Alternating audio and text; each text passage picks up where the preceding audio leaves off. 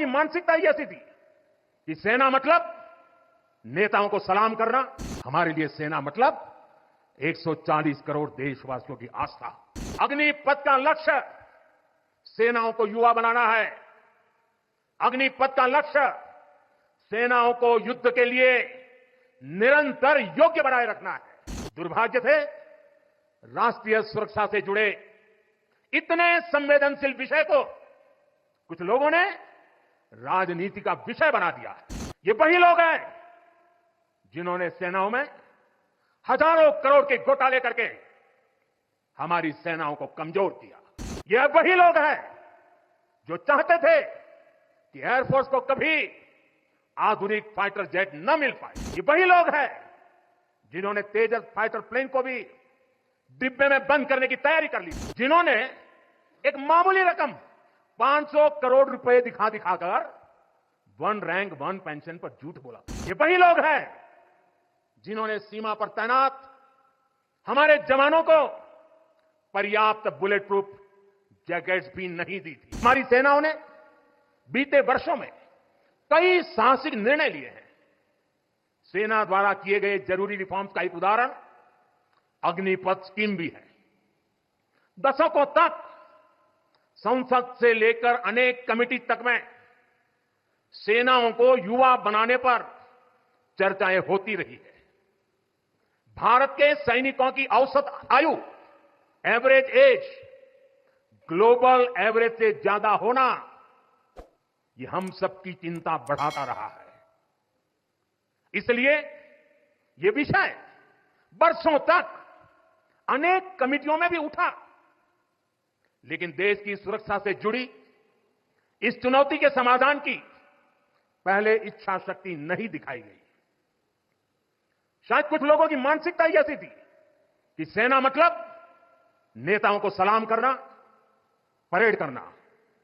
हमारे लिए सेना मतलब 140 करोड़ देशवासियों की आस्था। हमारे लिए सेना मतलब 140 करोड़ देशवासियों की शांति की गारंटी। हमारे लिए सेना मतलब देश की सीमाओं को सुरक्षा की गारंटी। अग्निपथ योजना के जरिए देश ने इस महत्वपूर्ण सपने को एड्रेस किया है। अग्निपथ का लक्ष्य सेनाओं को युवा बनाना है। अग्निपथ का लक्ष्य सेनाओं को युद्ध के लिए निरंतर योग्य बनाए रखना है। दुर्भाग्य से राष्ट्रीय सुरक्षा से जुड़े इतने संवेदनशील विषय को कुछ लोगों ने राजनीति का विषय बना दिया है। कुछ लोग सेना के इस रिफॉर्म पर भी अपने व्यक्तिगत स्वार्थ में झूठ की राजनीति कर रहे हैं। ये वही लोग हैं जिन्होंने सेनाओं में हजारों करोड़ के घोटाले करके हमारी सेनाओं को कमजोर किया। ये वही लोग हैं जो चाहते थे कि एयरफोर्स को कभी आधुनिक फाइटर जेट न मिल पाए। ये वही लोग हैं जिन्होंने तेजस फाइटर प्लेन को भी डिब्बे में बंद करने की तैयारी कर ली थी। साथियों, सच्चाई यह है कि अग्निपथ योजना से देश की ताकत बढ़ेगी और देश का सामर्थ्यवान युवा भी मातृभूमि की सेवा के लिए आगे आएगा। प्राइवेट सेक्टर और पैरामिलिट्री फोर्सेस में भी अग्निवीरों को प्राथमिकता देने की घोषणाएं की है। मैं तो हैरान हूं, कुछ लोगों की समझ को क्या हुआ है, उनकी सोच को क्या हो चुका है। ऐसा भ्रम फैला रहे हैं कि सरकार पेंशन के पैसे बचाने के लिए यह योजना लेकर आई है। मैं जरा ऐसे लोगों की सोच से शर्म आती है, लेकिन मैं ऐसे लोगों से पूछना चाहता हूं, जरा कोई मुझे बताए, आज मोदी के शासनकाल में जो भर्ती होगा, क्या आज ही उसको पेंशन देना है क्या? उसको पेंशन देने की नौबत 30 साल के बाद आएगी, और तब तो मोदी 105 साल का हुआ होगा, और तब न भी मोदी की सरकार होगी। क्या मोदी जब 105 साल का होगा, 30 साल के बाद जो पेंशन बचेगा, उसके लिए मोदी ऐसा राजनीतिक है जो आज गाली खाएगा? क्या तर्क दे रहे हैं? लेकिन साथियों, मेरे लिए दल नहीं, देश सर्वोपरि है।